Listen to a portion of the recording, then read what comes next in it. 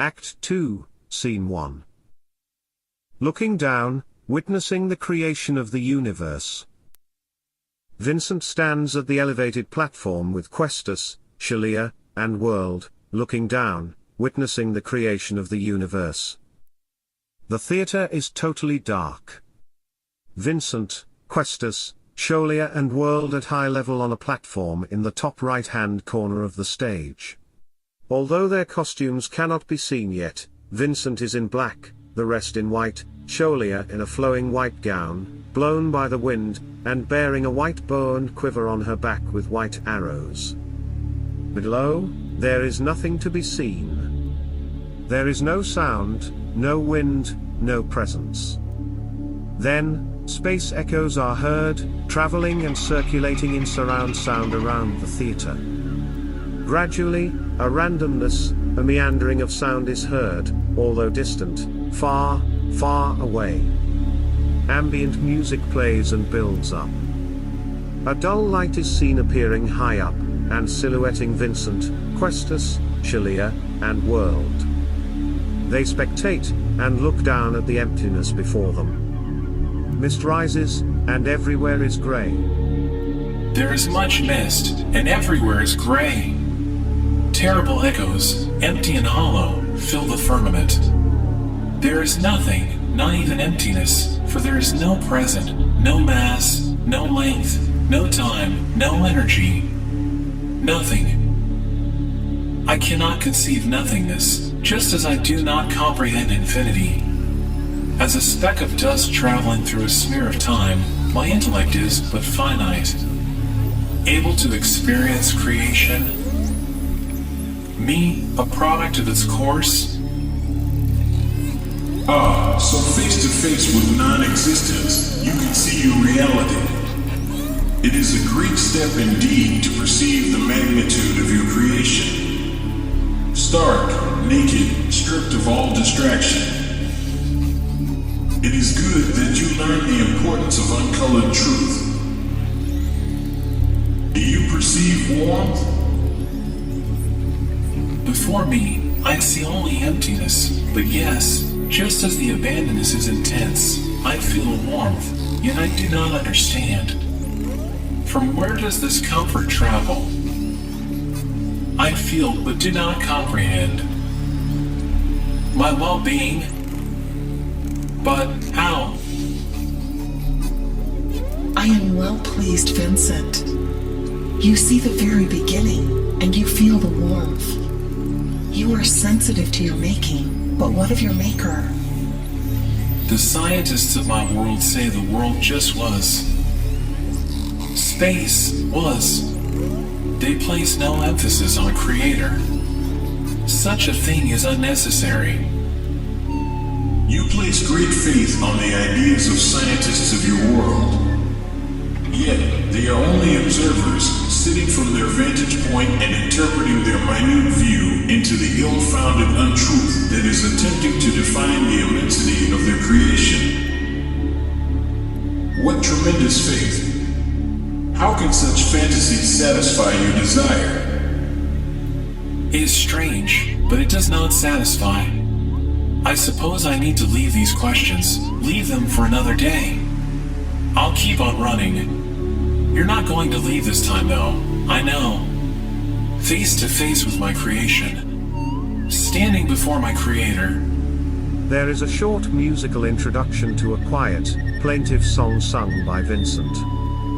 Vincent has descended to stage level, and the spotlight fades from dark to bright to see him meandering through dry ice, and surrounded by stars and planets suspended at many levels. A shooting star suddenly comes from above the audience, and flies into the stage at high level, with a thunderous crash, and then the music starts.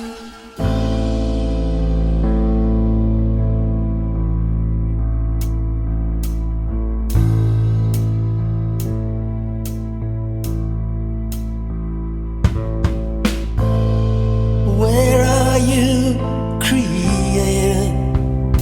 Feel you all around me.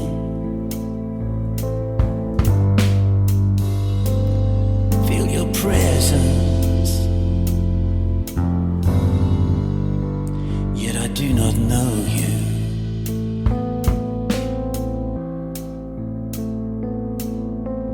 I'm reaching, oh, I'm searching, Creator.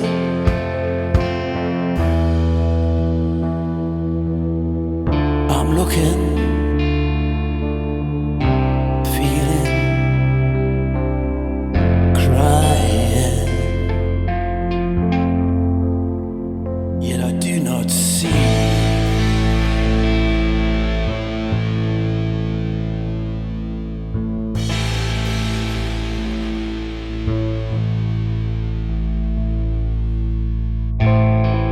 Can you hear me? Are you far away? Touch me.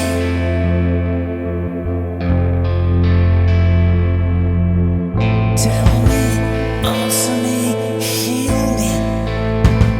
I feel I need you.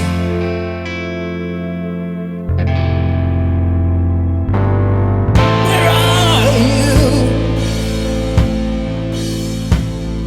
For I feel you. You're close to me. Please receive me. If you hear me.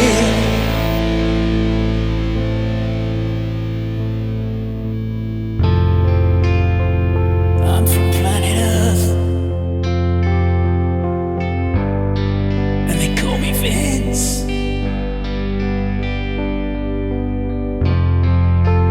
And if you're passing this speck of dust,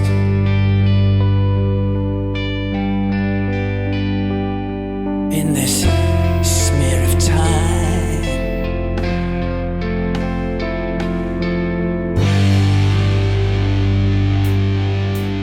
take me into your view.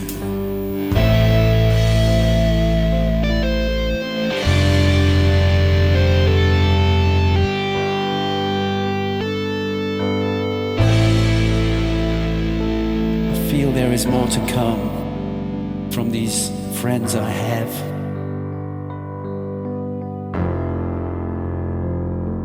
They've done a lot to show me my fantasy.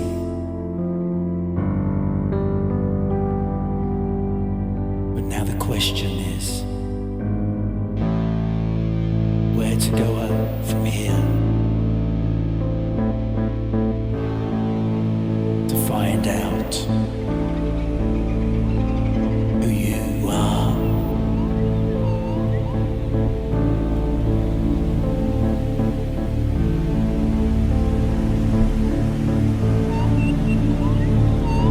Who are you?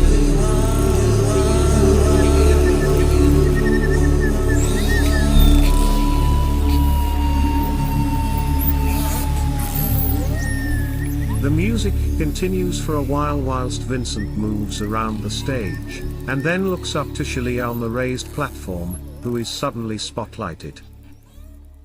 Vincent, do not run, but first walk. Do you feel the warmth? Then why not seek after the quality of these things?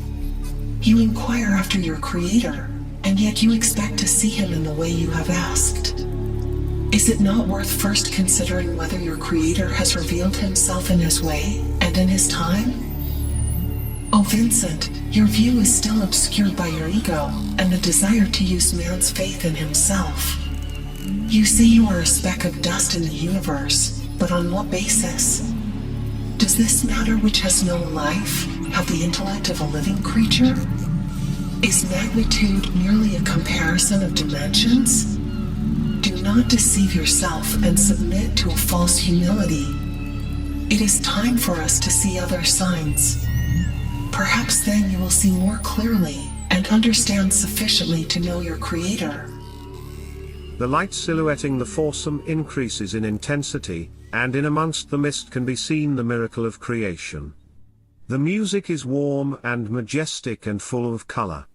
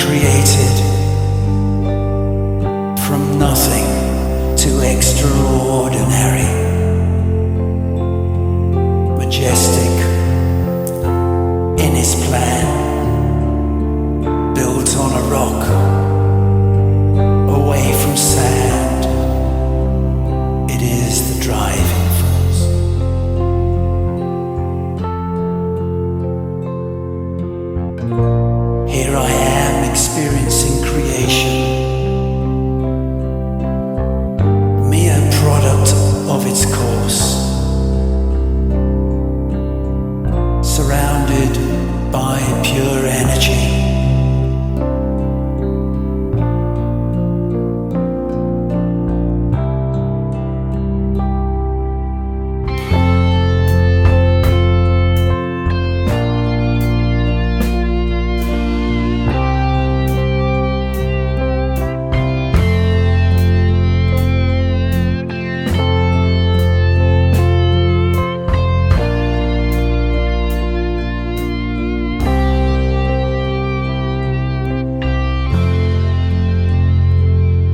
All around, I see creation. I guess I came from there too. Surrounded by creation. But I guess I came from there too.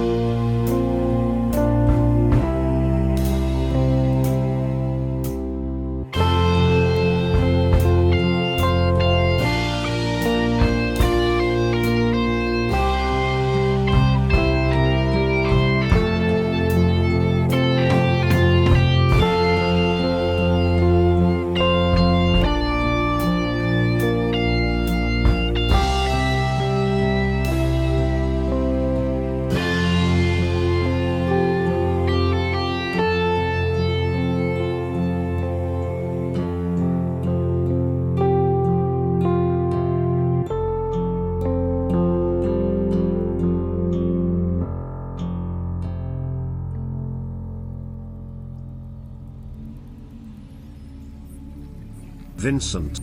You are right, Questus. Who is man to raise puny theories to a level of supreme importance? We, as observers, can only describe the communications to our limited senses. We can only fit pictures to the phenomena we experience. Oh, that we could not only describe how things happen, but also the reason why things happen. How important the significance of the question, why? Questus. That question passes your lips for the first time. This is surely the beginning. Can you now see the importance of why? Why seek after meaning, after direction, after purpose? Purpose is the only satisfactory explanation for why. Purpose implies a plan, and a plan implies order. This means that the question, how, is answered by our limited observations of our surroundings, but the very cause of the question, how, is the answer to the question, why. Of course, only God could compass such creation. Only a life-giving creator could instill such purpose. The warmth, the life-giving force. It is my God. How could I be so close and yet not see? Oh, Sholia, your God, my God does reveal himself to me, and in his way, but I must surely find the way in which I can communicate with him. Your cries do not go unheard, Vincent, and in time, you will find the answer. The orchestra plays music, a medley of Everybody Needs Something to Believe in and the Questus theme music. The music finishes on a high. The curtain goes down to enable the scene to change.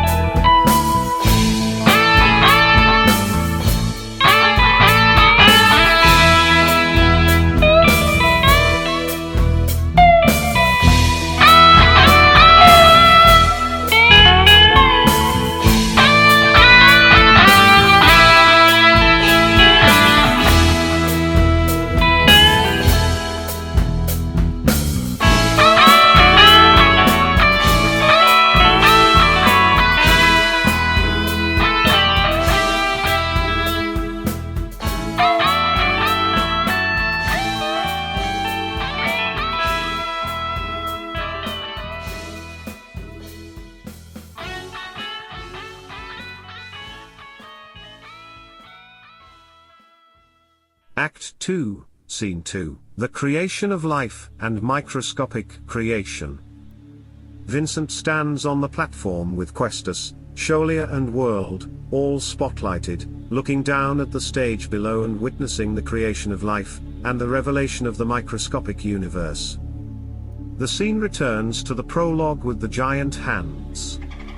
This time pulsating cell division is seen as back projection, and each hand holds an embryo, within a bubble, moving and distorting the bubble.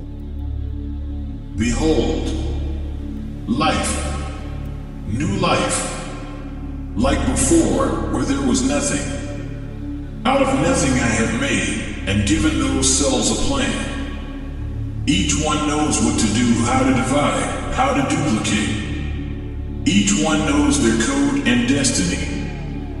To that one, he knows, one day, he will be the hand, and that one will be the eye. Each one obeys my plan, so that in my time they will be complete. Questus beckons Vincent to leave the platform, and go to the lower stage.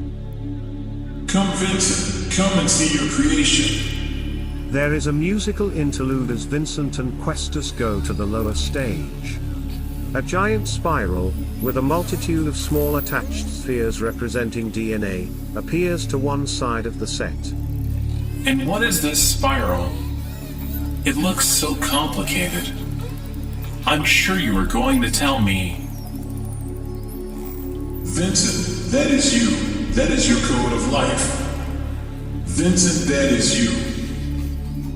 You are looking at how I made you.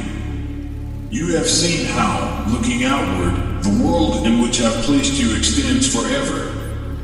Well, looking inward too, the world in which I've made you also extends forever. Your window on truth is small, Vincent. When you are with me, you will see. Do not measure with your limited measure of wisdom. If you were to write out the formula in this spiral, it would extend from your world to the end of my creation. No man will ever go beyond where I will allow them to an understanding. Man must not kid himself. He can only understand what I will reveal. But I can see your hand in these things. Maybe I have not looked before, but now I see. That is good, Vincent, but there are many ways I have reached to you, and you have not seen. I have told you how best to live your life, and how to give, and how to love. I have already given you many lessons in history about my love and my justice. But still you ignore. I will take you directly to some of my work, so you can't ignore. You crowd your mind with things not meant to be. You crowd your time by rushing and doing irrelevant things. You spend all your life distracted by your urgency, and yet your urgency is greater than you could ever imagine. You will only live on my world for but a few years. What about the rest of eternity? What are your plans for that? You seem to be forever making plans. But what if my plan is to take you away tomorrow? What then of your plans? Do many of your friends not behave the same? Of course they do. There are only a few who have truly encountered me. The rest, they spend their day chasing things they can't take with them when I finally take them away from their world. Can't they see? They need to see me. I am everywhere. I am in the planets. I am in the stars. I am in your sun and I walk your earth. I am in your blood.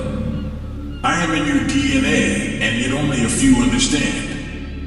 Only a few understand that I am the only way.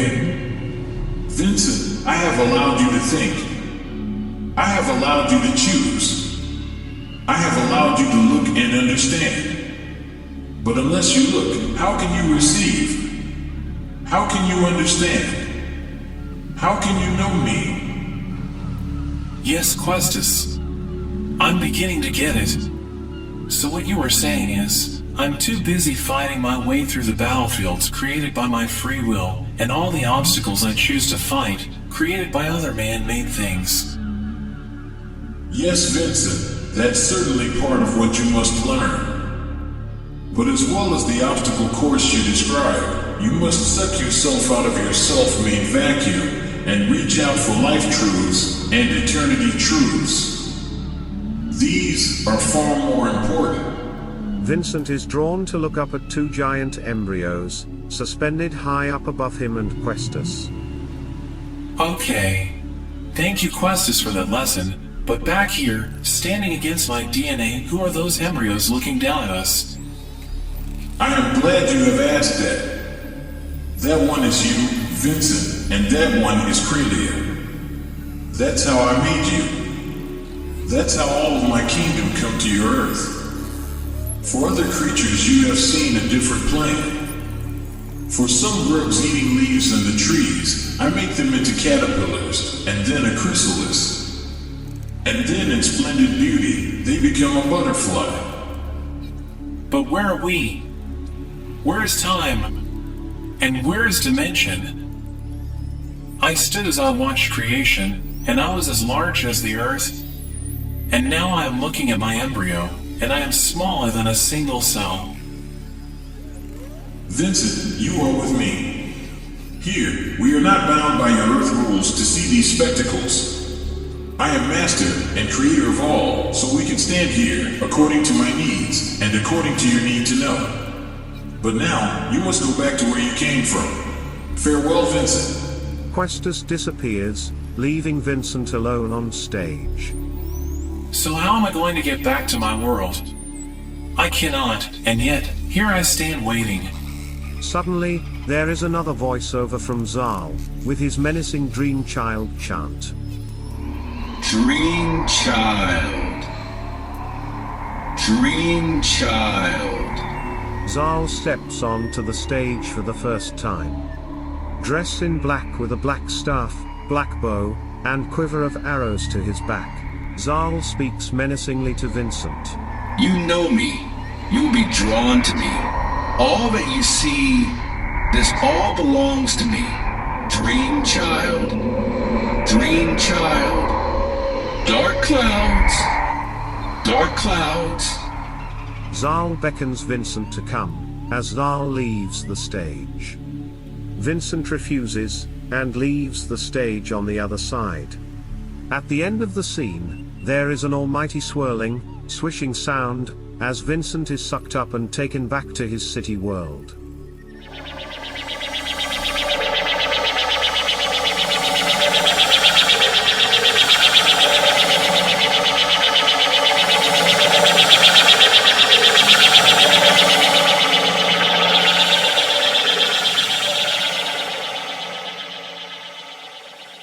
Act 2, Scene 3. A busy city street. The scene is a busy street with pedestrians, cars hooting and rushing by. Vincent is standing outside a coffee shop. Vincent's adventure is interrupted by a brief return to his routine life in the city. He bumps into his girlfriend, Cralia, who comes out of a coffee shop, and is on the way for a makeover. Cralia looks a complete mess. Her clothes are loud, colorful and ridiculous. Her hair is wild and bright pink. She looks a mess. Vincent and Cralia are seen walking through a busy city center with car horns sounding, couples arguing, people rushing about, preoccupied with their day-to-day world. Hello, you! Guess where I'm going? I'm going for a makeover. I'm going to be a new girl. Typical man. Vincent ignores her and is unobservant. You'll never guess where I've been, Cralia. Try me, Vincent. I'm not sure I can. You'll think I'm crazy. Nothing new there then. Trying to get Vincent's attention. Guess where I've been? Hands to mouth like a megaphone. Are you receiving me? So what do you want to tell me? Have you just seen Elvis? No, Cralia. Don't tease me. I've seen something amazing. Unbelievable. Incomprehensible. Well, I saw it anyway. What do you mean? Well, I met these 3 guys, all dressed in white, when I was gazing into the fireplace. And? What about it? And they asked me if I knew who I really was and where I'm going. So what did you tell them? You're about to go on a train ride to work? She sings. What a day for a daydream. No, it wasn't like that. They were talking about where I'm at, why I'm here, and where I'm going. Oh, you mean what station you get out at? No, not that. I think they were asking me if I knew what my life was all about. That's heavy. No, listen. They took me on a journey and I ended up looking out into nothing. You do that all the time, Vincent. Sometimes I wonder if there's anything going on between your ears. No, it was massive. I was looking out into nothingness. Nothing existed. It was black. It was cold. There was nothing. Nothing. Sounds like London in winter to me. No, you're not getting it. These guys in white were awesome. They had power like I can't imagine. I was trembling and I couldn't get away. They commanded my attention and I wanted to listen. Vincent, you've been daydreaming. Get real. You've got to be in work in 1 hour. But there's more. They took me to a high-up place, and I looked down and I saw a huge bang. No, I can't call it that. I saw planets and stars emerging out of nothing. I saw whole universes flying past me out of nothing. Then, suddenly, I was microscopic, and I saw my own DNA. I saw one tiny cell pulsating, then dividing, and then a cascade of life, and then from an embryo, I saw a child come to life. I saw incredible things. Oh, Vincent, you've got 50 minutes left. I'll see you later at your apartment, and perhaps then we can have a sensible conversation. Vincent gives Cralia a hug and walks off the stage. Cralia turns to the audience and gestures with her arms in the air. For goodness sake! What is he on? There's a short musical interlude, a comical showbiz instrumental.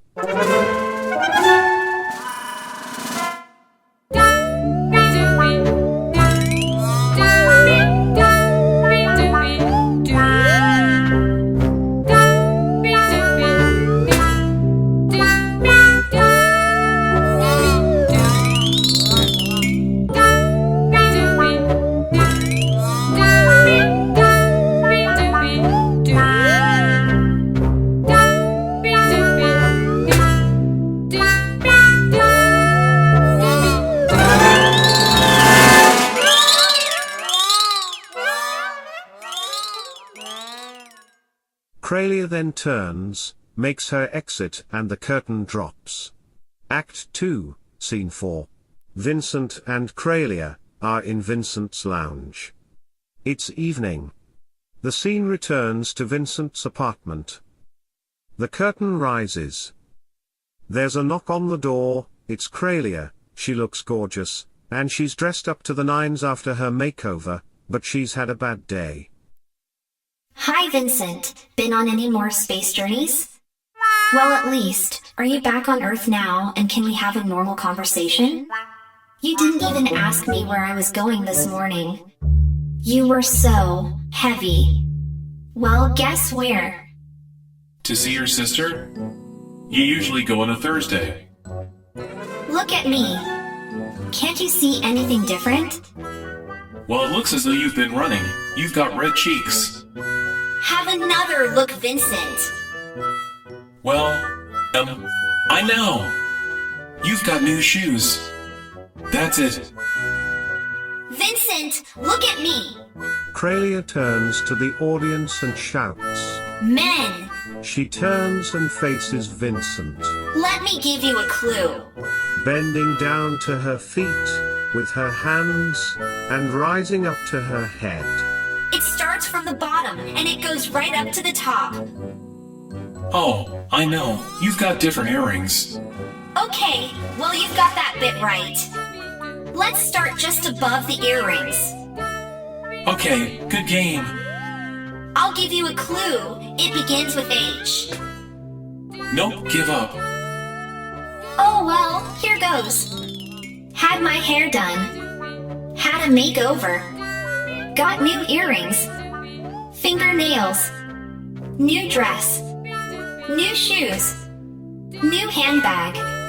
New absolutely everything. That's me. Oh yes. So you have. You look great. Oh, thank you, Vincent. I thought you'd never notice. Vincent turns to face the audience.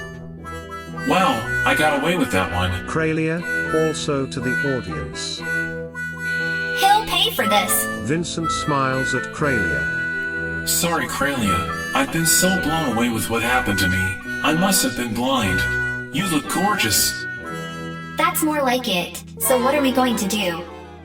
I fancy going to Natasha's 21st tonight. It'll be wild.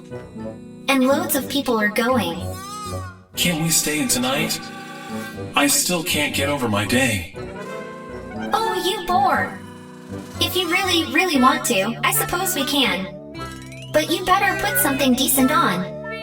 I want my man to look good, especially tonight. Pointing to herself. This cost a fortune.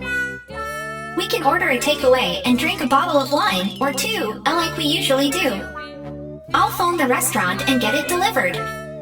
Okay, I'll go and get change. Vincent leaves the stage to get dressed, whilst Cralia phones for a takeaway. Hi, can you send a number 22, 28, and 36 to flat 1 on the 5th floor, please? Oh, and make it a 42 as well. How long? Oh, 20 minutes. That'll be fine, thanks. Cralia puts the phone down and puts some music on. The orchestra plays an instrumental of Everybody Needs Something to Believe In. A bell rings off stage. Cralia, I think the guy has arrived with the food. I've let him into the foyer, so he's on his way up. There's a short musical interlude.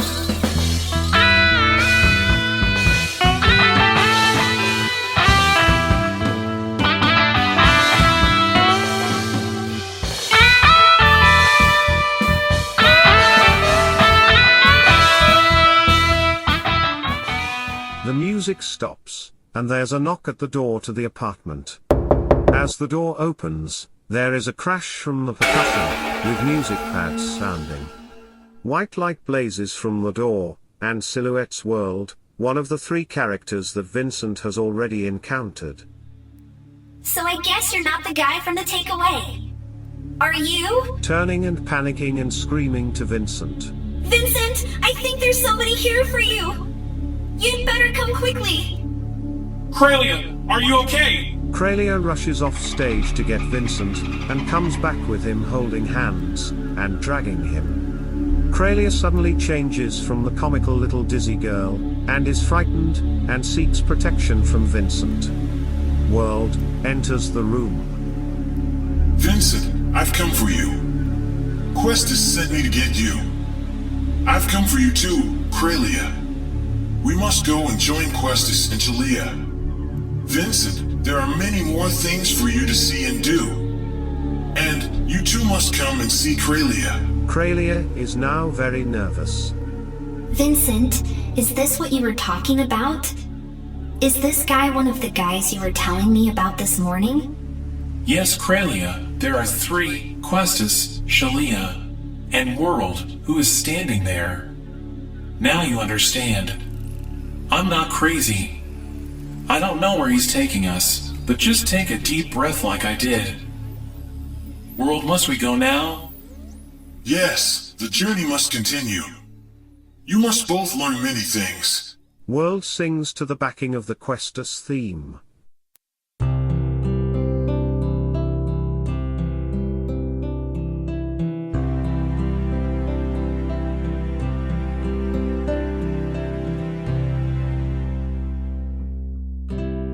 Come with me and you will see many signs that are revealed.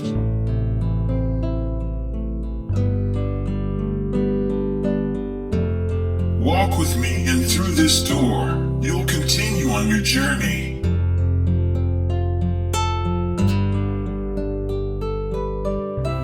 And Cralia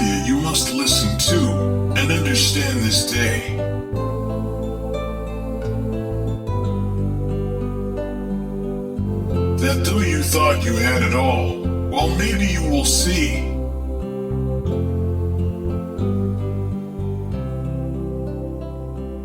Vincent, Cralia and world exit through the door, which is left open with the white blinding light pouring out. There is a huge, swirling, swishing sound as Vincent, Cralia and world are sucked back to Vincent's adventure, this time with Cralia. The curtain drops for a scene change.